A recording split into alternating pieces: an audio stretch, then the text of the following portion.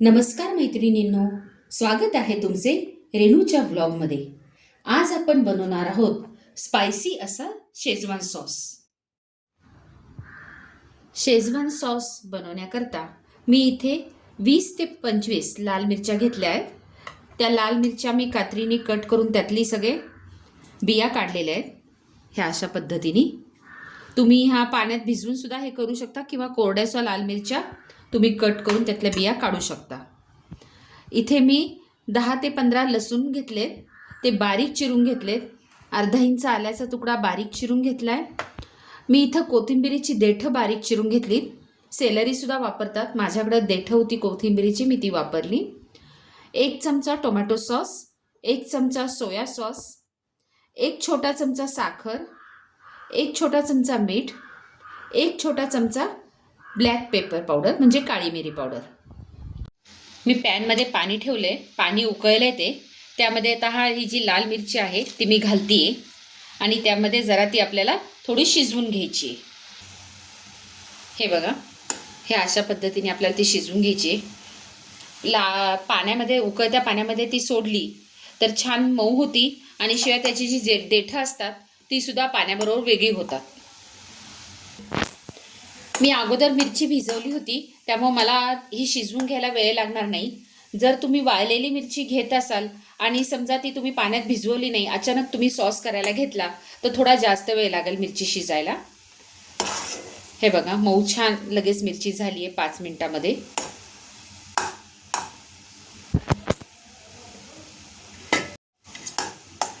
आता ही उकळलेली मिरची मी वेगळ्या प्लेटमध्ये काढून घेतेय।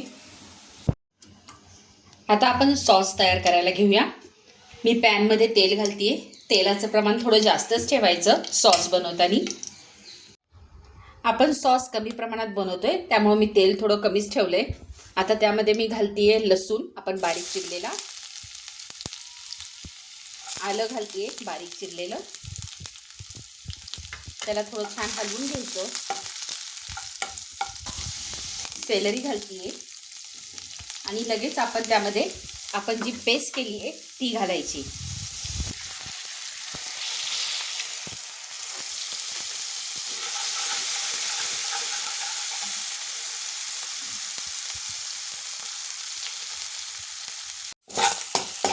हे तेलात छान परतलं की त्यामध्ये आपण घालणार आहोत soya sauce,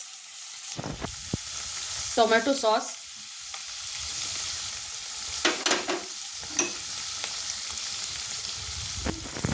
black pepper powder, काळी मिरी पावडर, पुन्हा छान सगळं एकत्र मिक्स करून घ्यायचं।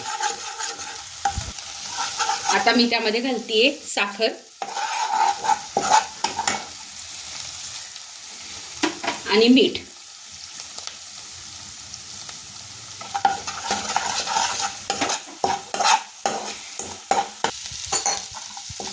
हे पहा, हे अशा पद्धतीने छान तेलामध्ये मी परतून घेतलंय। मगाशी आपण ज्यात मिरच्या शिजवल्या होत्या त्यातलं थोडंसं पाणी त्या सॉसमध्ये घालायचंय, 2-3 चमचे, आणि हलवून घ्यायचे। थोडं मोठ्या गॅसवरच करायचं आपल्याला हे बघा, आपला परफेक्ट असा घरगुती शेजवान सॉस रेडी आहे विदाऊट अजिनोमोटो। आता हा सॉस मी एका काचेच्या बाउलमध्ये काढून घेतेय। हा सॉस आपण मोमोज किंवा शेजवान राईस, नूडल्स ह्याकरता वापरू शकतो। माझी आजची रेसिपी तुम्हाला कशी वाटली हे मला कमेंट करून जरूर कळवा। माझ्या रेसिपी अशाच पाहत राहा आणि बनवत राहा। आणि हो, माझ्या व्हिडिओला लाईक, शेअर, सबस्क्राईब करायला विसरू नका। धन्यवाद।